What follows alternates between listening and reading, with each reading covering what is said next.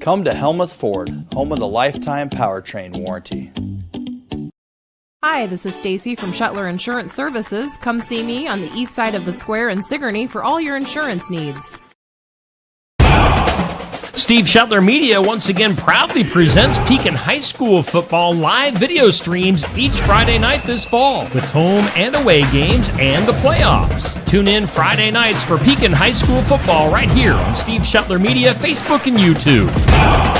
Skunk River Radio, country music from 1990 through 2010 with some Iowa country music sprinkled in. Listen at skunkriverradio.com, download the app, listen on Alexa by saying, Alexa, play Skunk River Radio on TuneIn. You can listen to me, Steve Shuttler, each weekday morning from 6 a.m. to noon and listen to The Haze from noon to 6 p.m. Skunk River Radio, online radio for country music from 1990 to 2010. Attention Iowa business owners. Is your business missing sales because you're too busy to follow up? Every missed call or delayed message could be costing you money. At Easy Biz Tech, we help local businesses stay ahead by automating customer follow-up, so no lead gets left behind. Missed a call? Our system texts back instantly. Need personalized outreach? We send automated texts, emails, and even use AI-powered voice agents to connect with your customers 24/7. Stop losing money because of slow follow-up. Contact Easy Biz Tech today, where Iowa businesses win online.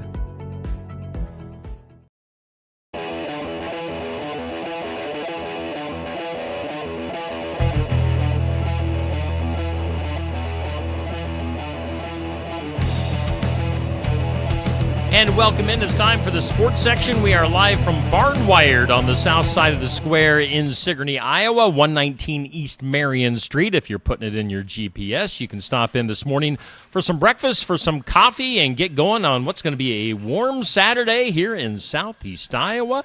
And we're going to be talking to lots of football teams today. We've got English Valley's football on the docket. We've got SK coach Jared Jensen coming in here in a little while, but we're going to start things off, as always, during the football season with Pekin football. And our host is Andy McGuire. Andy, take it away. Morning, Steve, and morning, gentlemen. Pekin Panthers take on Wapello Indians last night and get a nice victory again, Coach, 52-7, if I'm remembering correctly. 52-14, excuse me. Tell us who you brought with you this morning. Well, we got senior running back and outside linebacker Nolan Glick. Definitely, he's a team captain and, definitely a front runner of one of the faces of our football team. He's earned where he's at, and he's, a 4-year player and 3-year starter. So good to have another guy in here today. I was looking at the stat line last night, or this morning actually, on Bound, and Nolan, you put in some work last night. Can you tell us what kind of stats you had? We were talking about this earlier. I don't know that Nolan's necessarily a stat chaser, but we were talking about it. So, Nolan, why don't you share how many yards you had last night, carries, and you had a couple of times when you were able to touch pay dirt, right? Yeah. I had 21 carries for 225 yards and 3 touchdowns last night. Definitely a fun game. 225 yards, Coach, that's workhorse. Yeah, last year we were pretty balanced. We had a lot of guys in the 80 to 90 yards, and we've morphed a little bit. We lost some guys. We definitely have firepower back, but he's getting more carries than we've had since I've probably been there and balancing. We're not as balanced now. We're riding a guy a little heavier and then trying to counter back with some other guys that have, 5 to 7 carries a game. So he's built for it, and he's his track speed from last spring's definitely starting to pay off. Right. So obviously the ground game was working last night against Wapello Indians. Did you throw the ball much at all, or was it mostly just ground and pounding? 225, it's obviously you're hitting the ground pretty hard. But what did Riley do last night that looked pretty good? And talk to me about your receivers. Yeah, I was thinking about that again this morning. Riley, hopefully I don't jinx it. Is this a wooden table? I'll knock on it. But I think he's got 7 or 8 touchdown pass this year and 0 picks. I'm just very impressed with his poise and his ability, never really to start at quarterback. He stepped in and he's made great decisions. And last night he finally kind of took on the QB tactic that I'm trying to coach him on, to not taking every hit because he loves to finish forward, but being a QB, we try to keep you healthy, and he's running out of bounds when he should and things like that. But I think he went either 6 for 6 or 8 for 8 last night for 80-some yards and 2 touchdown passes. So more than just an average passing game, but not an extensive passing game. But it's there when we need it, and it's also there on first down when it needs to be, so that we're not one-dimensional. So just really happy with how he's stepping into the role and just really capitalized on it. With those kind of stat lines, with that kind of score, Nolan, the game's won and lost in the trenches, right? Talk to me about your offensive line and the kind of holes that they were opening up for you last night. Well, they do a great job up there. Like, there was holes everywhere last night. This is probably the best game they've done getting off the line, and it shows. I could never do it without them. So as far as the playbook goes, is there a certain type of play that you're looking for when the call is made in the huddle? Is there a Nolan Glick play that when this thing comes in, it's on? Yeah, we have a direct snap jet outside that, it comes straight to me. That's you. That's track speed time, turn on the jets and go. Are you the fastest guy on the team, Nolan? I like to think so, yeah. Yeah? Who would be close? Who would be a second to you? Probably Elijah or Riley. I was going to say, Bubbles looked like maybe, he had those legs that can get going, but I was curious about that. Where does Henry Adam fall in the scheme of things? I saw a play last night on a highlight reel where he busted through the middle pretty quick and got to a quarterback. He's quick, but he's missing the top end speed. You heard that here, folks. Henry Adams missing top end speed. I think I know where that clip came from, don't you, Coach? I do. Another late one there. Yeah, I'm sure it was. All right, so offense was working, obviously, 52 points. Defensively, 14. Coach, are you happy with allowing 14 points to come out of Wapello? He's probably got thoughts swirling in his head, but I am a defensive guy at heart. That's where I started coaching. Our goal has always been the same: to play great defense and take stress off the offense, to be able to play in more of a loose fashion on offense or comfortable fashion. But do I want to give up points? No, but you learn as you graduate large bunches and you lose. Now I feel like we got a little more quickness and strength on our D line, but maybe not quite the size we had last fall. So I've learned to understand, and it's weird because every 3-4 years your team really takes a new shape, and right now we might not be a team that's shutting teams out, but I will say I feel like this year's defense, we're getting teams in third and long more consistently versus shutting teams out. So you got to learn what your defense has for strengths or offense, and just start to understand that it might be like this a little more, and learn to get comfortable with it. So do I want to give up points? No, but at the same time, 7 of those points were with a ton of substitutions in last night, so those guys are getting experience.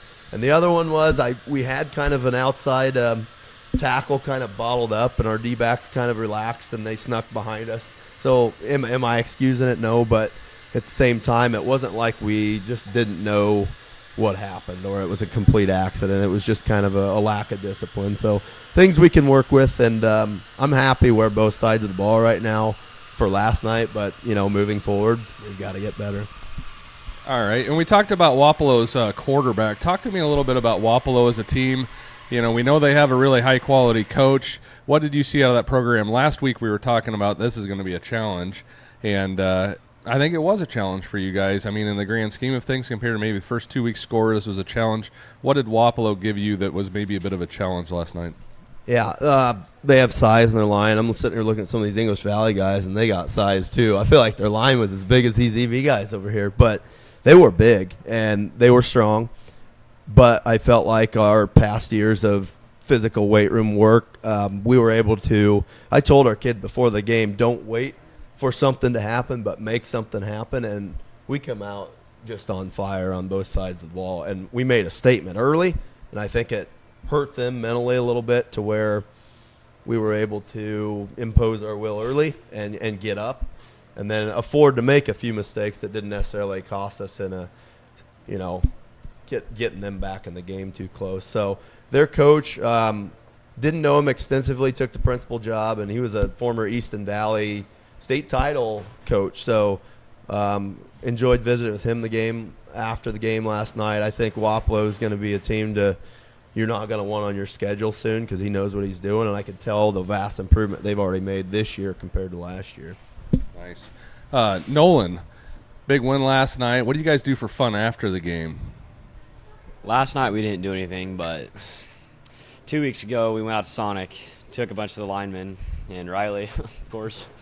Take the lineman and Riley, and you feed him, right? It's like, when the dog retrieves the ball, you got to pet him on the head and give him a little bit of a treat. So that's what you do with your lineman? Yeah, I guess it's kind of like that. I love it. What's the order when you go to Sonic? Always got to get the smash burger. Ooh. Right, smash burger. That sounds delicious. What's on that? I don't even know. I mean, it's just a burger, but cheese, onions, ketchup, what do we cheese, onions, pickles. Nothing crazy? Nothing crazy. It's a burger. All right. I've seen those peanut butter and jelly burgers. Have you ever had one of those? That does not sound Or like, good. have you ever been to Zombie Burger in Des Moines? Oh, yeah. Just some Been a wild long stuff, time. Yeah. But Nolan's not into that stuff. He's just into running, getting touchdowns, and eating That's smash right. burgers. That's right. There's nothing wrong with that. Nolan, this team's really on a roll, 3-0. Where do you see the rest of the season going? Well, hopefully we keep going as strong as we are right now. I mean, I don't see how we will get stopped like how we're going right now, but I don't know. I just want to keep having fun this year. Finished out the right way. Right. We got some bad news, I guess, over this last week that one of your opponents, Highland, isn't going to be able to continue the rest of the season. Too many injuries. They're trying to protect the kids. I have a ton of respect for that. Kids come first, Coach. I've heard some rumors that maybe they're going to try and put something together with Lone Tree, but we were talking before the camera was rolling. That's not really a possibility, right, Coach? I'm going to tap into maybe your AD and some of that football knowledge. Yeah, I don't know the exact logistics of non-recorded contest type things, but they were talking about it. Maybe there's an avenue that they can get together and do some things, but I think in terms of a sharing agreement, it's got to be applied for every 2 years. So not sure that they'd be eligible to play in a postseason situation, but I'm in football mode, so I'd have to do my research for every exact rule on that. But, yeah, I've never been in this situation, and this is my 17th year, and we'll do the best we can. But some things I am looking forward to is we'll have some opportunities to practice some things that have already started to get robbed time as the season gets going. So we'll call it the sword sharpening week. We'll probably trim practice down a little bit. We want to be mentally fresh, physically refreshed a little bit. And, we'll probably try to have some fun one of those nights. And then, we might even take a night off and encourage kids to go watch some football or something like that. So we'll handle it appropriately, but, we definitely got to put some thought into it versus, some old school might have been we're going to practice 9 days for 2.5 hours and but, I don't believe in that anymore. And we'll kind of manage it differently on our off week here. So with the drop of Highland, the next game will be homecoming week, right? Distractions. So we have a week off, theoretically, and not a week off from practice and putting football work in, but a week off as far as the game goes. And then we're going to follow that up with homecoming. Nolan, how do you feel about homecoming week? Is that a fun week for you guys, or is it more I'm just going to focus on football and do my thing? I think there's definitely like a blend in there. Like, you got to have fun still, but we're still trying to play football Friday night. That's the real thing that matters. Great answer. It's an awesome answer. I was like, ooh, this is a leading one for Coach. Let's see how this goes, but it came through good. So with 3 wins under your belt, dropping that one game, there's 4 games left. As soon as we roll through this homecoming game, you guys are 50% of the way through the season. Is it kind of hard to think about in terms of being along this far in the season? Yeah, I'll be honest, I hate losing a game for their sake. I mean, I'll survive, but yeah. When you have 4 years and 8 games guaranteed each season, and then you factor staying healthy in there, it's just not fair. But that's not a shot at Highland. They're doing what is ethical. It's just life ain't fair sometimes. So I hate to see them not get a night under the lights, but yeah, it's crazy how fast it goes. And then, we'll go homecoming against Van Buren. We'll have to manage, I don't mean negative distractions, but like he said, keeping yourself focused on, at the end of the day, people remember if you won the homecoming game. They don't remember if you, some of the other things that go on. So we'll try to keep our team as focused as possible, but also enjoy the other activities, and hopefully put ourselves in a position to be, I don't know if you call it 4-0 or 5-0, however they do that with forfeit. But and then, then we're going to have a 3-game stretch of pretty tough teams coming up. Right. So a few questions just to get to know the team a little bit better. Nolan, Elijah's nickname last week was Bubbles. Does the team have a nickname for you? I'm not really sure I have a nickname yet, but I don't know. I'd have to think about that a little bit. I feel like they just give you a lot of crap and make fun of you a lot. That's what I think. But I don't know either. Yeah, can Nolan fire back on it? He seems super, reserved a bit here and way maybe too nice to get dug in too far. Verbally a little bit, but you make him mad in practice and he'll just run you over, and then that kind of shuts dudes up. Actions speak louder than words, brother. We all know that.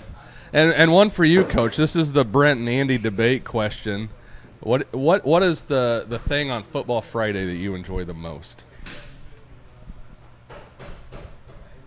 Man, that's tough. The players parade around the elementary and them getting the kids off the bus in the mornings is pretty sweet. Winning's a lot of fun, but now that I got kids and you get a bit older and you know how primitive time is, you enjoy those little things a little more. How important are those things for building a program, Coach? That's one of the things that I know SK does really well is they get the younger kids involved early. They give them access to the team. They give them access to the varsity coaches, and it's a family environment.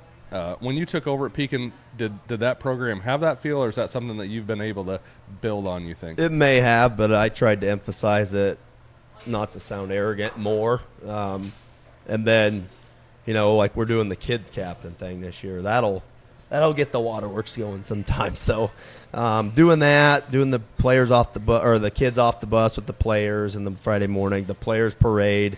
We do family night with the parents. We just do all those things. So you really want the. I tell you, so parent systems, positive parent systems are the reason programs go. Like Adam and Allison, 2 examples of great parents that.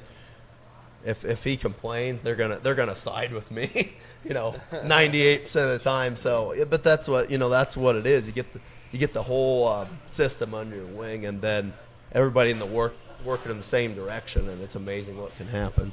Yeah, that's great. Got the program rolling here, 3-0.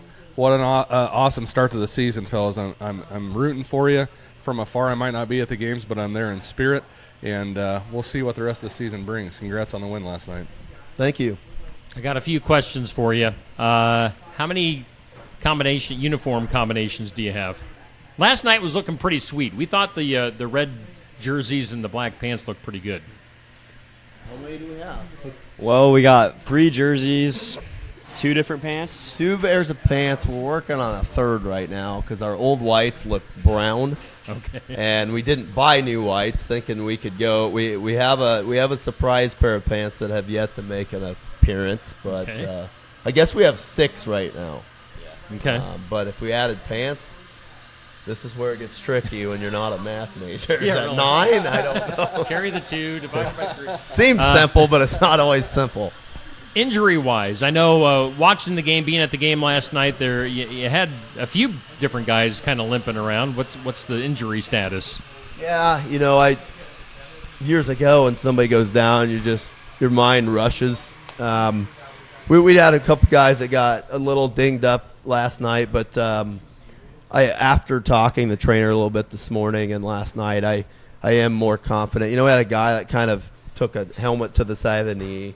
And then a kid took a helmet to the hip real hard, and then we got a kind of an ongoing elbow injury with a kid. So I'm not going to rush to make any assumptions on that. We were I don't say we're comfortably up, but we were able to hold those guys out because we were up enough that I am a big precautionary guy when you can be. So hopefully, like with the bye week, we can heal up a little bit and get those guys back. We'll see.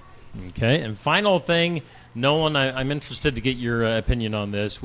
Josh Clubb, our play-by-play guy, and I were discussing who was going to be the Daisy Dew Landscaping Player of the Game last night. Now, he went with Henry Adam, who had a heck of a game defensively. Josh was most impressed with Henry's kick, where it ended up kind of being a squib kick that he ended up recovering himself. I was pulling for you, Nolan, just so you know, just to kiss up to you here in person.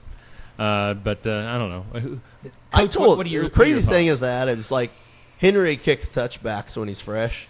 Okay. He got really tired, and he's like, "I'm not coming off the field." So I'm like, "Whatever." And I go, "We're gonna squib this right," because I could see they had 2.5 guys from the center field now, meaning one guy's like cheating the hash. I go, "We're gonna squib it, give our outside guys a chance." And our outside guys pursue the ball hard, and they go to block them, not thinking the kick is soft, and then Henry ends up falling on his own kick. So recovered his own onside kick down outside the numbers. I just couldn't believe it. I might have heard about this play, but I didn't get the video of it, so I'm still waiting on that. Coach, why don't you pass that along to a certain dad, and then I'll get it maybe landed in my inbox. It was pretty crazy. So, as always with these first few games, the player of the game could go various directions with multiple players. But, Henry ended up getting it officially, but no one – you had my phone. But, guys, thanks for coming in. We'll see what we do for this coming week as far as what Steve Shuttler Media does on Friday night.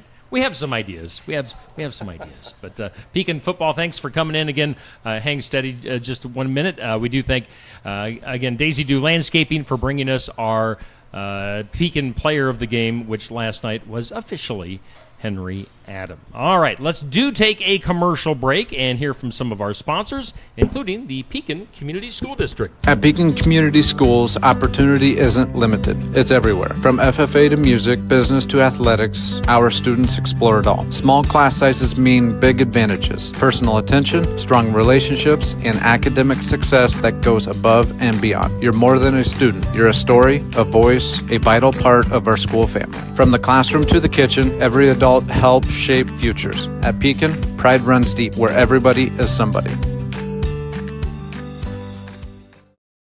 Schedule your next dental appointment with Dr. Dan Schuster at Oski Dental, 641-673-4845. They're accepting new patients. Oski Dental will file all of your insurance forms for you. They're a Delta dental provider. And Oski Dental is located at 902 South 17th Street in Oskaloosa. That's Oski Dental, 641-673-4845. We make smiles happen at Oski Dental. Stop by James Family Greenhouse and Produce in Sigourney. They have a variety of hanging baskets, annuals, shrubs, perennials, trees, mulch, and vegetable plants. Plus, you can spruce up your landscape with yard decor or decorate the inside of your home with home decor. James Family Greenhouse is also a great place to stop in for some gift ideas. You got to stop in and see it all for yourself. James Family Greenhouse at 701 East Jackson in Sigourney. And be sure to follow their page on Facebook. Looking for more than just a job? Find a career where you make a difference right in your community. What I appreciate about First Resources is our dedication to innovation, always looking for ways to expand programming and offer greater opportunities for our staff and everyone involved.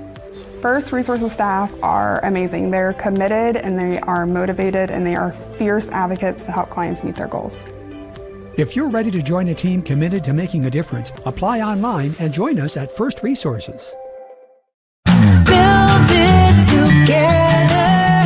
Build it with Valley Lumber. Are you building a new house or maybe wanting to do a remodel? Come check out our showroom at Valley Lumber and Hardware's Eddyville location. Cook kitchen cabinets, masonite interior doors, and more. Not sure what you want? Let us help with the design and layout of your new kitchen or remodel. At Valley Lumber and Hardware, we can help with any room in the house. From lumber for building to shower enclosures, paint, and more. Choose Valley Lumber and Hardware with locations in Eddyville and Albia.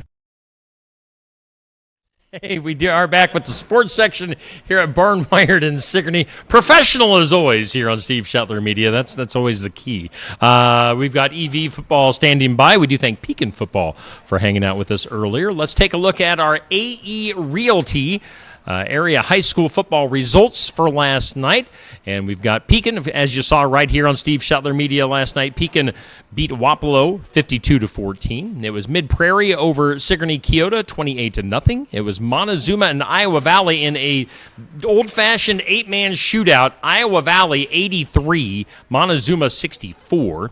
It was North Mahaska in another game with a lot of points, 64-27 over Colfax Mingo. Oskaloosa came up short against Mount Pleasant. Mount Pleasant won 34-20.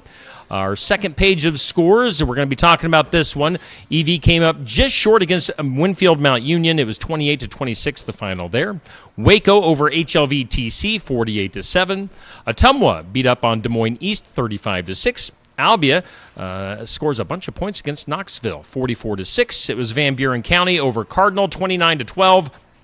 And EBF, I believe, gets their first win of the season against Davis County, 47-16. All right, we have got a screen full of English Valley's football right now, and our host, Andy McGuire, who has a really horrible shirt on today. We'll talk about that later on. I don't know what's up with that, Andy, but you've got English Valley's football. Andy, take it away. We will talk about that later, but we're on a roll with 8-man football on Steve Shetler Media. Last week, we had Montezuma 8-man football. This week is EV. Coach, can you tell us who you brought with you today? So sitting right next to you, we have our quarterback, Drew Fisher. He's a senior for us. Standing behind him, senior center and D lineman, Caleb Bollinger. And then right beside me, senior guard and D lineman, Kane Axner, or junior. Wow, junior. One more year, I know, thankfully. You caught me off guard. I was going to do the Andy guesses the position, and I was going to go guard, safety, corner. You would have been close. But, that shows you how much I really know about football. All right, guys, so last night took on Winfield Mount Union. That's a quality football program. We know that those guys have had some success over the last few years. I was watching the score, and I thought, boy, this is going to be a fun morning, at least the first two slots, because you had them for a bit there, it seemed to me, Coach. Can you talk to us about how the game flow went and just give us a summary of what happened last night? Yeah, first quarter, I think we went up 12-0 pretty fast. And it wasn't a clean 12-0 either. We had several penalties in there, so we were feeling confident. Second quarter kind of got us. We had a little bit more mistakes. They started to find their rhythm. And then from there, just kind of a battle in the second half, and unfortunately just kind of went their way. Right. So it ends up 28-26. It was a close game. You guys had chances to win, and you're off to a great start, 2-1. Kane, what's been the secret this year to get EV rolling on a 2-1 record so far? I think part of it is we've talked a lot about just doing your job, and it's important that if everyone does their job and we play for each other, then it creates for a lot of success. Yeah, absolutely. You see it the same way from the quarterback position, Drew? Yeah, I couldn't agree with him anymore. So this 8-man football thing, right? There's a lot of run and gun. You guys get to move, and you guys get to have a lot of fun. So as far as that goes, what does this team look like? Are you guys kind of a run first, establish the run, and then get the pass going, pass first, spread them out, and get it going? Tell us what the style is that EV football has. Typically, we would like to run the ball a little bit more. I would say we do have some really good receivers that can make great plays for us, though, so we can always go to that when we need to. I think, thinking back to the Victor game, Everett Bender, I think he had 2 or 3 touchdowns for us. We got a receiver back this week, Christian Tripsis. He's going to be really great for us, too. So we have great receivers that will do a great job, too. That's one thing I noticed at Christian. I got to know him a little bit last year on the basketball court, just playing at that level. Talk to me about him. I know that he had some stats last year. Was he hurt early in the year, Coach, or what are we doing with Christian? Yeah, he's just nursing a leg injury, basically, is kind of what it is. And with him being, still a sophomore, you kind of always take a little bit more precaution with the younger kids that way. So, right. Yeah, just playing it slow and then bringing them back in as we can. Right. And how are the numbers on the team this year? You have a good squad going right now where you have some flexibility. There's a lot of programs out there. We talked about Highland earlier. They're having some injury problems, so they're not going to be able to continue the season. Are you feeling confident in the numbers that you have this season? We have 24 right now. Just got 2 more to come out this week. We had one of our pep rallies on Friday, and we tell the kids that it's never too late to try to join football, so we've got 2 more just in that. We are a little bit more, I would say, junior, senior heavy, but our skilled positions, I feel like we don't drop off when we have to sub in, and I feel like it's one of the first times in a little while we've been that way, so yeah, I'm pretty excited. Yeah, that's great. I love seeing Evie come back, and you had a little bit of a rough season last year record-wise, right, Caleb? I'll come back to you as the center. What has been the difference from last year to this year that you've seen that is making the difference? I really believe that last year we had kids that kind of played for themselves, but this year we've kind of regrouped and we've really brought up a lot throughout the summer and camp and just the beginnings, these first 3 weeks of playing for each other and playing through each other and trusting them in next year and just executing every play. And I just believe that's been a really big difference in this year's team. Yeah. And just sitting here with you guys, it feels like maybe you guys hit the weight room a little bit, right? Because you guys are some big, strong, barrel-chested dudes. Like I asked on the last group, these Pekin guys, if you look at them on tape, they're not the biggest dudes, but I think a lot of them are pretty quick. I might change that too when they actually start bringing the men, the linemen, the guys that actually do stuff instead of the fancy boys that run around, right? Kane, I see you nodding. Yeah. Yep. So I asked you who the fastest guy on the team was. Who's the strongest guy on the English Valleys? I honestly don't know.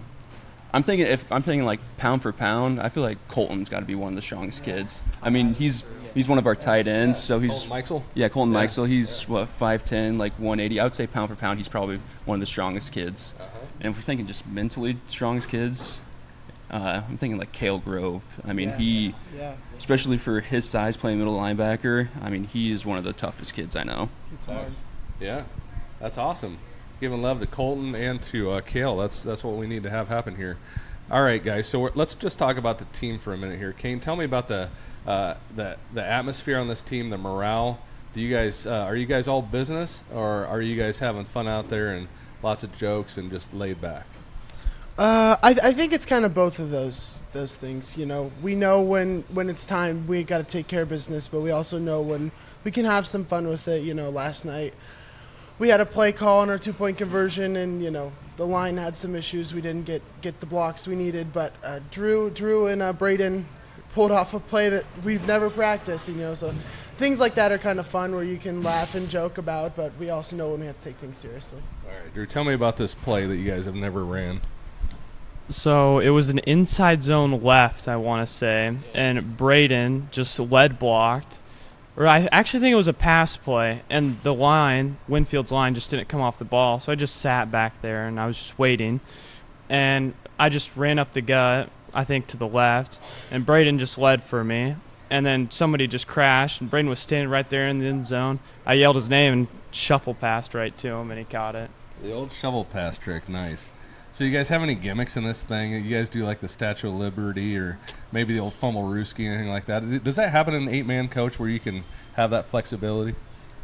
We have a couple things here and there, but I feel like it's a little bit tougher in 8-man because you don't have as many guys on the field to execute those things. But we do some interesting things when quarterbacks start to scramble, but other than that, I'd say we're pretty straightforward. So let's jump back to the game just for a second here. Winfield Mount Union, like I say, they've had a couple of Division I athletes over the last few years, and I know that they have a great coach, staff. They get the job done. What did you think playing against them last night in a really close game, high-quality opponent? Yeah, I mean, they obviously prepared extremely well. I talked to their coach a lot, and he's a really nice guy. He knows how to get their program going. Just thinking of one of the receivers, number 15, can't think of his name off the top of my head, but Edwards, yeah, he's 6'6". We had Bender matched up against him, and Everett did a great job. I mean, Edwards still got his, but I would say we matched up well, but they had just a little bit more than us last night. Sure, it happens, right? It's good playing high-quality opponents.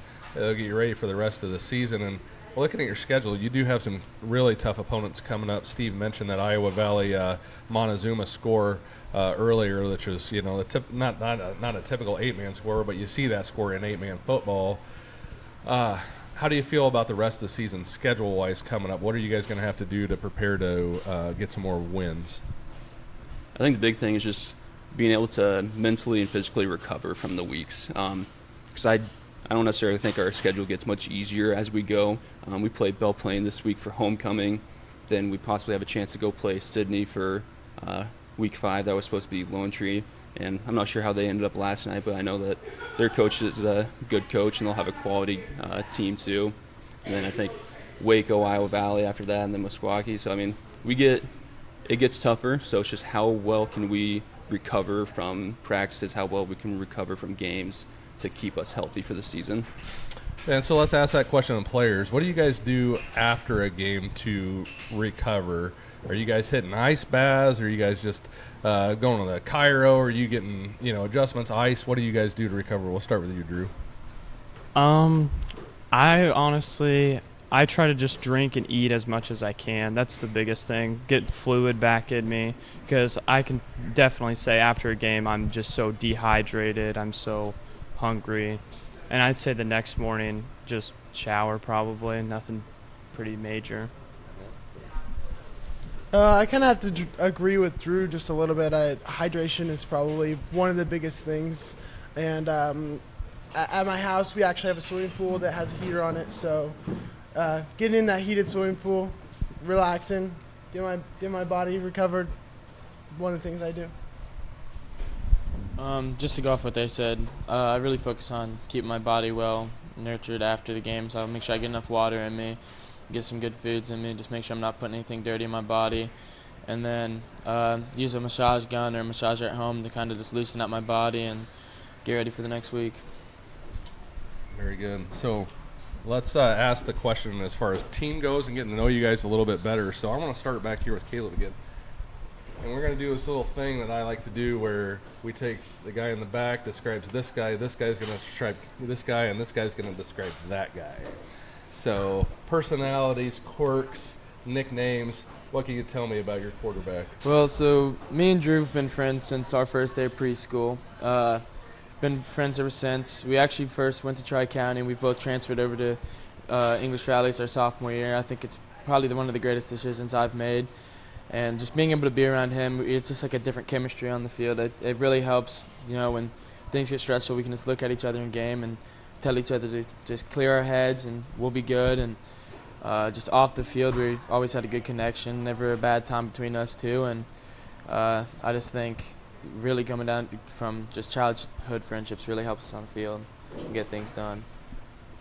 What does he do that gets under your skin? Because I know coming into the weight room before practices, you guys are always just pushing on each other, or just there's always something when you guys come in the weight room. I mean, it's an everyday thing. We like getting under each other's skin. Me and him, I mean, outside of school, throughout the summers, we're pushing each other in the weight room. We'll lift together throughout the year, and I'm a little bigger guy than him, so we always bickering at each other. I call him small, call him a little guy. He'll call me a big fatty, whatever you think of. I mean, we get under each other's skin, just drive each other and push each other every day, and it's a great thing. It's a great thing to have. Yeah, man, brother. That's what you got to have. I love it. You got to be careful calling him a big fatty, though. Well, how I would describe Kane, we always give each other, I'm going to go off Caleb because I kind of have the same relationship with Kane. I give him a whole bunch of crap. I couldn't thank him more, though, for what he does for me. Just playing line and everything. I always give him a whole bunch of crap before the game, before practice, before we just do anything on the field. But at the end of the day, I just thank him. He's such a good teammate. He gives me a little bit of crap back, but I'd say he's definitely, me and him, we just joke around a lot. And I think that's the most important thing that we just got to have on the field is that Brennan said it last night before the game, that we got to enjoy it. We got to have fun. And I definitely think when me and Kane just go out there, we really do. We really do enjoy it. We really do just have the most fun we really can. I'm going to have to talk about Brennan. Brennan is not the type to get worked up. Brennan always stays calm. He rarely gets worked up except for when, There's not a call that goes his way. That doesn't happen very often, though. Brennan takes things seriously, but he also knows when we can joke around. He's definitely created a really great environment. My freshman and sophomore years of football, I probably didn't like it the best. I didn't really understand what my role was, but having Brennan there to create the positive environment and let us have fun is probably what's made me succeed and enjoy the football game. His mom sends me a picture every year. So my mom used to babysit Kane. Yep. And so there's a picture out there of me holding up Kane. So his mom sends that to me every year, and she wants us to try to replicate it. Not going to happen. No, not going to happen, no. We could try and do that right now. Let's do that, yeah. So, Coach, let's bring it back around. We got to get Caleb described here, too. Caleb. I would say Caleb is one of the kids that helps coach our younger kids the best. Especially during the summer, you could see him slowing down with some of our freshmen because we have a young freshman line group, and he is always there trying to work on footwork technique with them, work on some pass block stuff. So just that way, I think he does a great job for us, and that's what we need from our older guys. We need guys that are going to help slow the game down for the younger guys, help motivate them to get better. Like when we do JV offense against our varsity defense, we always tell them that it's our JV offense, just you guys work to get better, but they're always helping, trying to correct the JV kids. So I would say just that aspect of Caleb is very admirable. Wow. Shout out to you. I love it. I love it. I love the team environment, and this is one of my favorite pieces to do on Shetler's show in the mornings is get to know you guys a little bit better. So definitely becoming much more an EV fan. Not that I wasn't before, but just watching you guys talk about each other is something special. Along those lines, do you guys have any traditions that you have on the team? Is there a song that you guys get hyped to, or a team meal night or something you do? Caleb's got this one. So a big thing we've had is Colton Mikesell's team meal. It's kind of staple of our season. It's always a good one, good food. But Drew's picked up a good tradition he's put this year on Thursdays. He has this weird thing, and I call him weird for it every Thursday. He does a no sock Thursday. He won't wear his socks and just bare feet in his cleats. It's a weird tradition. But a thing that started before me and Drew got there is after a big win, we'll get in the weight room and we'll start playing some music and a Grove Street Party and Red Solo Cup, some big songs after some pretty big wins. Oh, yeah. I think another big thing that we do, we started incorporating it this year, is we pray before our team meals, and we make a big circle in the middle of the field before the game, and we pray as a team. I think that's a big thing. That's awesome, Kane. Yep, I love hearing those things. We had, Chloe Glosser from Pekin mentioned that at one point, how important faith was in her journey. I think it's great when young people can acknowledge, what our Lord does for us in those moments. Is there an English Valley fight song? Yeah. Can any of you guys sing it from memory? I don't know it. So. I don't know that it has words. It has words, but I don't know then. I don't know it either. I don't know. I think we need Mr. D here to come help us We out. need Mr. D. Our band is great. Wonderful. All right, now shout out to the band. That's the one that we don't get every day. We've given love to the bus drivers, the folks that get us to and from games, clubs that provide meals, that take care of the programs, but the band, we gotta love that. Shout out to the band. So maybe that's one, Steve, that we need to invite a band or a couple of choir kids along so we can get maybe some of this singing going on. So I'll give you guys a hall pass on this one. We appreciate that. You don't know it, but I was really wanting to get that in here. So shout out to you guys. I'm pulling for you. I know you got some tough ones coming, and I'll be watching and rooting you on. All right. That is English Valley's football here on the sports section here on Steve Shetler Media. Thanks for coming in, guys. And stay tuned. We've got SK coach Jared Jensen coming in next. The mission of Essence of Life Hospice is to provide comprehensive, coordinated care to individuals with life-limiting illnesses and to their families, and to support them in the process of death and bereavement. Our goal is to provide palliative care that addresses the physical, psychological, and spiritual dimensions of service for the terminally ill as an integrated whole. We pride ourselves on providing the highest quality care and are on call 24 hours a day, 7 days a week. For more information, visit essencehospice.com.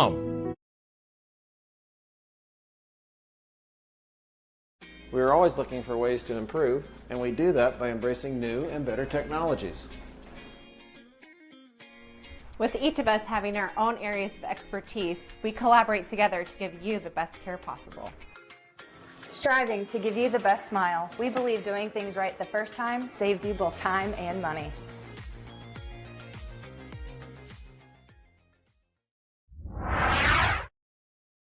Keota Community School District, we are proud to lead with innovation, excellence, and the heart. With our student-teacher ratio low, our classrooms are built for connection, giving every student the attention they deserve. We continue with our 4-day school week for the 25-26 school year, creating more time for personalized learning, enrichment, and support. And the results speak for themselves. In the 2024 ISAF scores, our students ranked number 1 in math and number 2 in English in our conference. That's academic achievement. That's community pride. That's Keota Schools. Stam Garden Center. Transform your indoor and outdoor space with our stunning selection. Visit us today, open 9 to 6, Monday through Saturday, located at 2421 Highway 92, Oskaloosa. Complete Care of Iowa is a medical clinic located in Sigourney, Iowa that provides care to patients of all ages. Located at 113 East Marion Street in Sigourney. Call 641-541-4040. Complete Care of Iowa is open Monday, Wednesday, and Friday from 8 a.m. to 5 p.m. and Tuesday and Thursday from 9 a.m. to 3 p.m. Saturday by appointment only. They're currently accepting new patients. Find more information at CompleteCareOfIowa.com. Complete Care of Iowa. Healthcare for where you are. And we thank all the sponsors here on Steve Shetler Media for making our programs possible. And we're live from Barnwired in Sigourney, Iowa for the sports section, 119 East Marion Street in Sigourney. Stop in for breakfast and coffee to get you up and going on this Saturday morning. Before we get to Coach Jensen, let's run through our winners of our weekly polls for the Keokuk County Hospital and Clinics Athlete of the Week, Male Athlete of the Week. That is Zane Mullenix from EBF Football. He was voted our Male Athlete of the Week, so congratulations to Zane. Our Female Athlete of the Week, sponsored by Kelly Style at State Farm Insurance, is Tierney Carter from Oskaloosa Cross Country. Tierney, a heck of an athlete. She won this earlier this year and wins it again for cross country. And then our Emma Ratliff American Family Insurance Team of the Week, Montezuma Football. So congratulations to Monty Football. They were just on here last week, and they ran into a little bit of a buzzsaw with Iowa Valley last night, but congratulations to Monty Football for being our Team of the Week from this past week. All right, let's go back live here. We've got Coach Jared Jensen in from Sigourney Keota. Andy McGuire is our host. Andy, take it away. Coach dropped one last night, 28-26 against a high-quality Mid-Prairie. We knew this early non-district schedule was going to be a gauntlet, and it didn't let up last night. Mid-Prairie, big physical football team. Coach, run us through that first half. We'll start with the first half. Well, they opened up with the opening kickoff, and I thought defensively we made them work. They scored their first drive, but we made them really work for it, and there was some third down conversions that I want to say 3 of them on that drive that they ended up getting. A couple of them third and long, and but I think our defense through the first half, they kept us in the game, and that's been the thing all year long. The defense has been able to kind of keep us in the game. Offensively though, I think we ran 5 plays in the first quarter. So obviously not a successful first drive, 3 and out.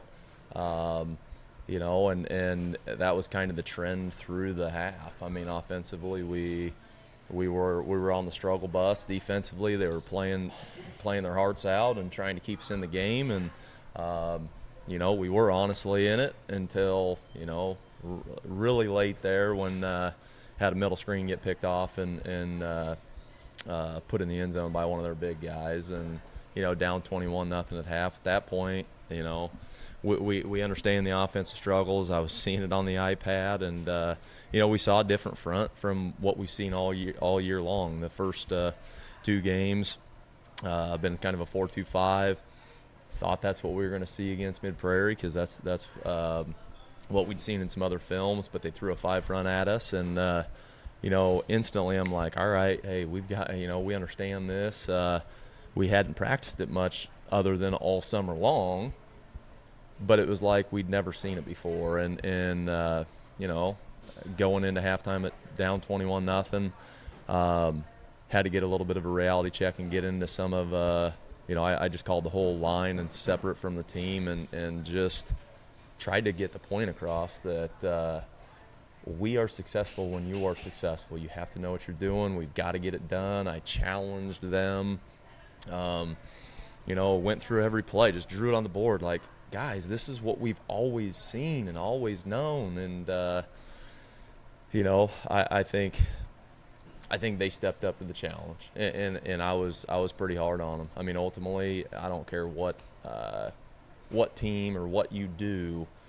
It's not the backs that are the ones making this thing work. It's the guys up front, and the guys up front weren't making it work the first half, going to the wrong bodies, leaving free runners. And when you're playing a good team, even a bad team, you leave a free runner from the defensive line to get in the backfield, it's not going to be successful. So I really, really challenged those guys, and I thought they stepped up to the challenge the second half. We started moving the ball, getting first downs, and then our backs are putting the ball on the ground and giving turnovers. So, we finally got a little more consistency out of the line, and then, not to blame the backs, but hold on to the ball. I mean, when the line is giving you yards, you've got to you got to keep a hold of that thing and not give it up. And 2 turnovers there, so that's 3 for the game. That's 9 for the season in 3 games. You're not going to win ball games if you're turning it over 3 times. I don't care who you're playing. So, and again, defensively, thought we played a pretty good second half. I mean, yes, Mid Prairie got yards. Mid Prairie moved the chains. Mid Prairie put up some scores, but they had to earn everything they got. And, I think we've just got to find that consistency within our offense to not just go 3 and out and give the ball up and force our defense to be out there the majority of the game. They can only keep somebody under wraps for so long. So, one of those things where you've got to learn from it. We're through 3 games, our non-district schedule, or for me, our preseason. Those games don't matter anymore. We saw the measuring stick. We are far below what anybody thought we would be, but I'm guessing PCM Mid Prairie are probably going to be quarterfinalists in 2A, maybe farther. And Wilton's kind of right there too, So it's not like we played 3 teams that aren't playoff teams that aren't going to make a deep run. We played 3 teams that are quality teams that are going to make a run in 2A, and we just hope now that we're down to our 1A schedule, we can really kind of get things rolling. Yeah, talk about the early season stuff. How did you feel the week of practice was? Were the guys working hard? Were you making improvements through the week? How did you feel about the preparation? Yeah, I mean, we completely kind of just changed what we're trying to accomplish. I mean, usually it's our ones versus our next. Well, in the past we've had 26 upperclassmen. Now we've got 18, so we're bringing that many sophomores up to help give us a look. But your ones versus your 2s or 3s typically have success in practice. So I just made the decision we're gonna split this thing up. It's time to get after it. And I threw kind of caution to the wind. I mean, you don't want to be banged up. You don't want to get guys hurt before the game. But I was willing to take that chance, because if we don't understand how to play physical, we're not going to be successful. So, I mean, I just kind of split the group, took half the guys from the first team, mixed half the guys from the second team with them, took the other half, put them with the other half, and, we went 15 live plays for one group, 15 live plays for the second group, and Tuesday's practice was probably the best practice we had all year long. The physicality portion of it is what we really wanted to see. We were looking at execution. Typically we could see whether we executed or not depending on how good the play was. But, we got after each other this week. Wednesday we backed off a little bit. Thursday obviously kind of a run-through day, making sure you're crisp and clean. But we just ran into a team that last night that was better than us. Probably a little more physical than us. But the mistakes we made them look that much better, Yeah, I think anybody that objectively watches that game sees what you're talking about as far as the execution, specifically on the line. And I don't like calling out specific position groups or anything like that. But, if you can't move the ball, there's usually a reason because of it. The cliche where games are won and lost in the trenches is absolutely true. But just looking at the team as a whole, on that first drive specifically, I thought that execution was there maybe. And this is just me, so correct me if I'm wrong, but the execution seemed to be there. It just seemed like maybe the two teams were outmatched just as far as size and maybe even talent. And some of that comes down to, is Mid-Prairie a little more veteran? They've been more cohesive because they've had those consistent starts together. Do you think that was the case, or are you still seeing issues even with execution in those first few drives in the first half? Well, I think the first drive is always the toughest. Teams are loaded up and ready to just stop the run, and you have to execute really, really well. I thought, there may have been 9 or 10 guys doing the right thing, but the one that maybe wasn't, the play's not successful, and that's the importance of all 11 bodies understanding that your job is the most important job, because if one of you doesn't do your job, our play is going to get stuck. And I think the consistency there throughout the whole game offensively just was not there, not the whole game, until the second half.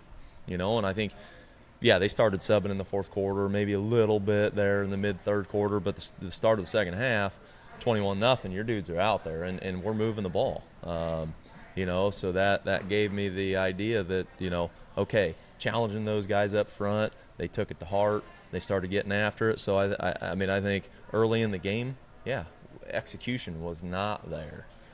Second half, execution started getting there, and that's what we got to build on. We're gonna watch, and we're gonna check the stuff that execution-wise wasn't going well in the first half.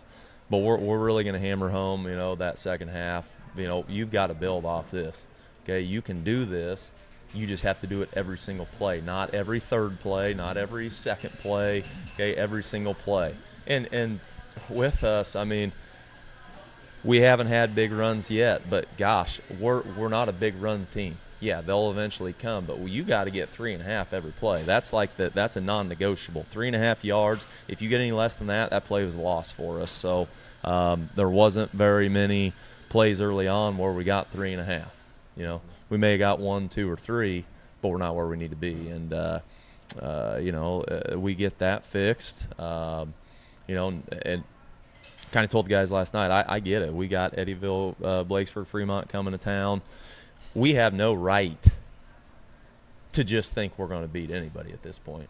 That's the reality. You come into this game thinking you're just going to beat them because you beat them in the past. It's not going to happen. They've came and ruined our homecoming before, and that's something that we better not have the mindset of, all right, now it's going to be easy. It ain't going to be easy. We're not good enough right now for anything to be easy. So we're going to have another week of practice where we're going to get after it. We've got to get these guys to understand every play, you've got to be the most physical player out there. Doesn't matter if that's practice or the game, because what you do in practice is what we see in the game. And, if you're not physical and you're not executing well, you're not going to be successful. And I don't care who's in front of you. So 0-3 start, coaches, definitely rare waters, maybe even uncharted waters, especially in recent history for Sigourney Keota. I know you motivated the boys, especially at halftime last night. You challenged them to get going here. As a coach, as a leader of this team, How do you walk that line between motivating and maybe pushing it a little too far where you start turning some guys off maybe?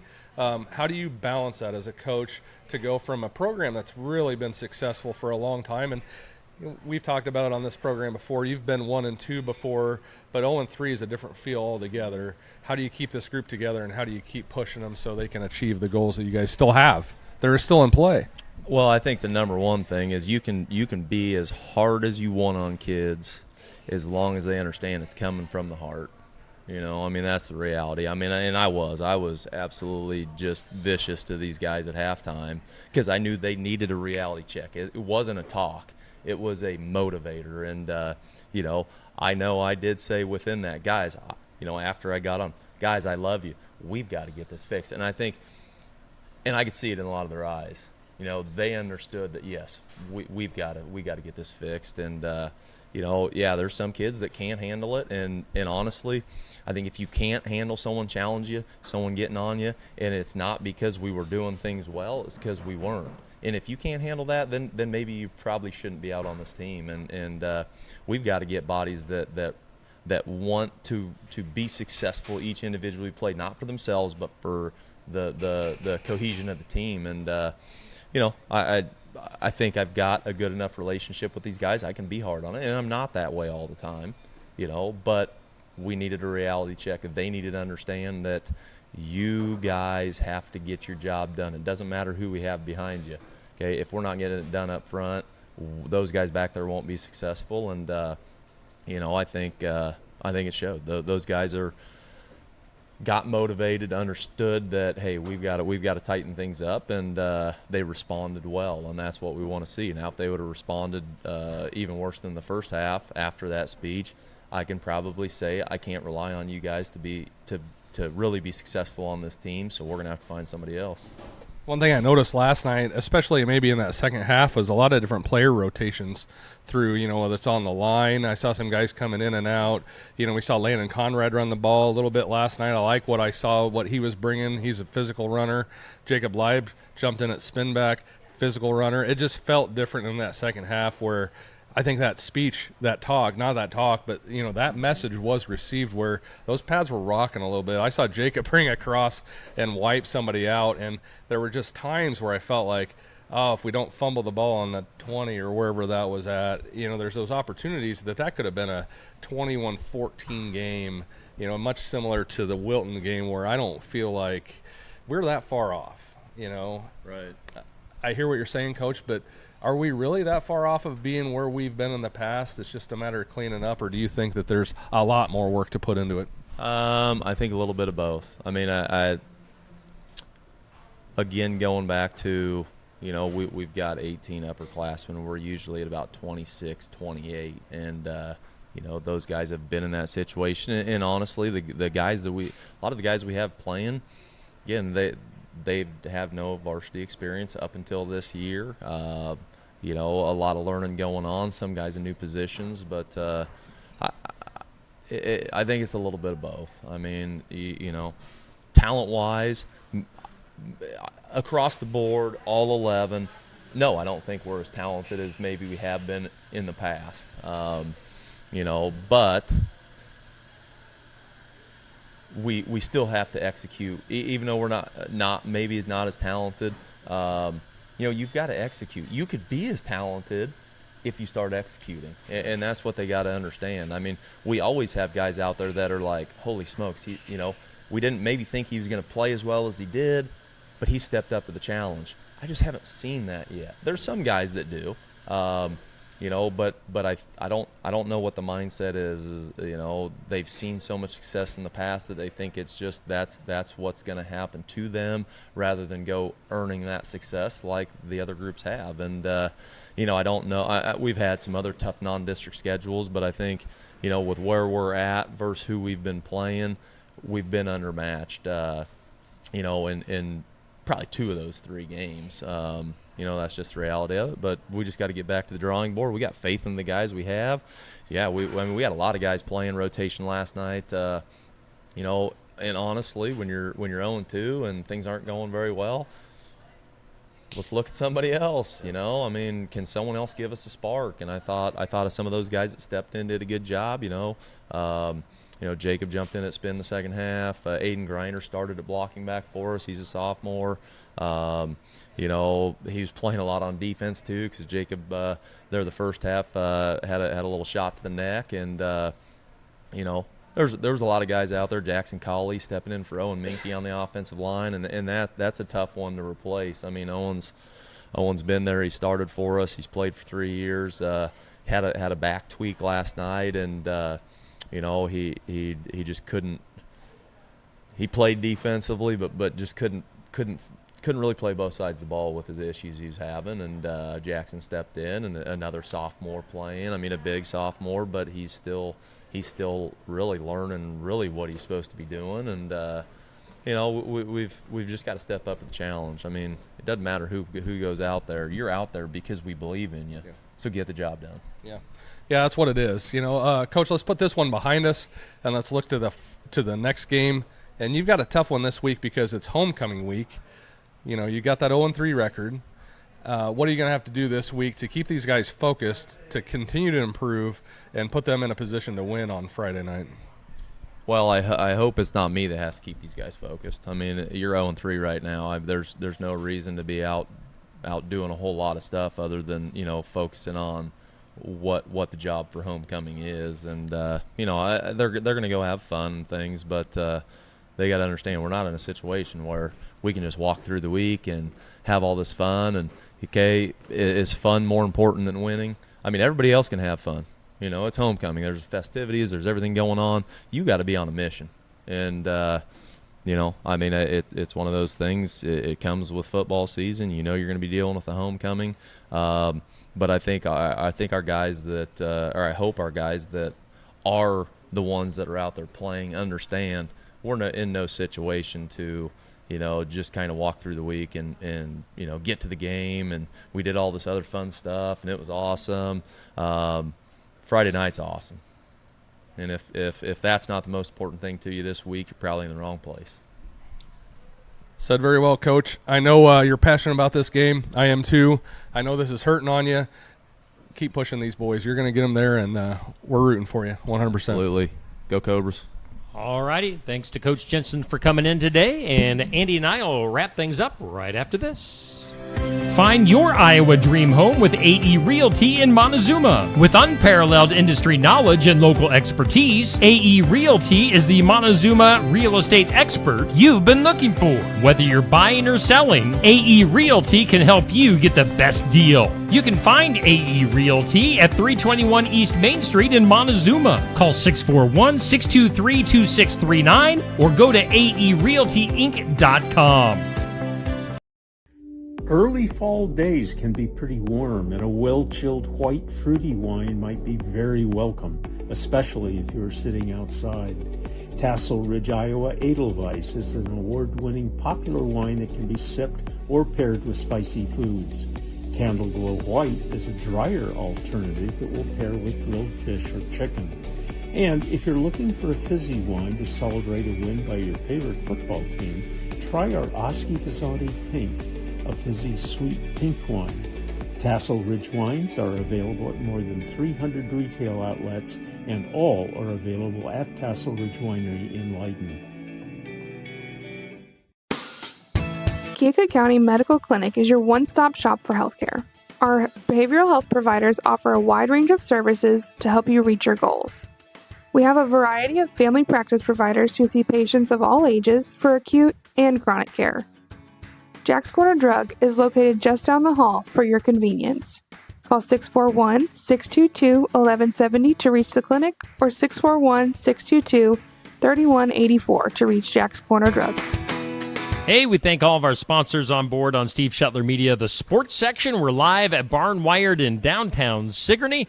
And we do appreciate you guys watching on this Saturday morning. You know, you never know what you're going to get, Andy, on a Saturday morning after a Friday night game, whether it's going to be a win or a loss. And so, yeah, you get all the emotions on this show. Yeah, we do, Coach or Steve, Coach. I'm thinking about Coach Jensen, and you know, we were talking off the air. I can just feel, you know, the frustration in Coach Jensen, and the guy just never stops competing, during football season. I think during the year, that's just who he is. And I feel that pain, but I'm confident he's going to get this thing squared back up, and we're going to have a good season here. So looking forward to it. All right, so explain your shirt. What's with the A State? Yeah. So my firstborn made the choice to go to Iowa State. I'm an Iowa grad. So Aiden decided he wanted to go to Iowa State, and I support him 100%. Iowa State's a good school. So he goes to State, and he wanted me and Aaron and the smaller kids to come up for a tailgate. And, of course, we have mutual friends that tailgate up there. Sure. And the stipulation was that I had to wear a State shirt. And I think, okay. But it wasn't specified what state? It was not specified what state, and nor did the person that requested this realize that Iowa State was playing Arkansas State at that time. Nice. And so I started looking through what is Arkansas State, and lo and behold, they are red as well. And so thank goodness for Amazon, I can get a red State shirt in like a day and a half, 2 days. Yeah. So I am now officially an Arkansas State Red Wolves fan. So when you came in this morning, I actually just figured it was an Iowa State Yeah, shirt. yeah. So I mean, you can fool people. Well, with so it. there's a story about that too. So Aaron and I roll into the tailgate, and Aiden came over to help carry stuff from the car to where we were going to tailgate. And as soon as I got out, he saw red, and he just gave me kind of the side eye, like, "Did you seriously wear a red State shirt?" And then immediately looks at it, he goes, "What's with the A?" And I'm like, "What are you talking about?" He goes, "That's not an Iowa State shirt."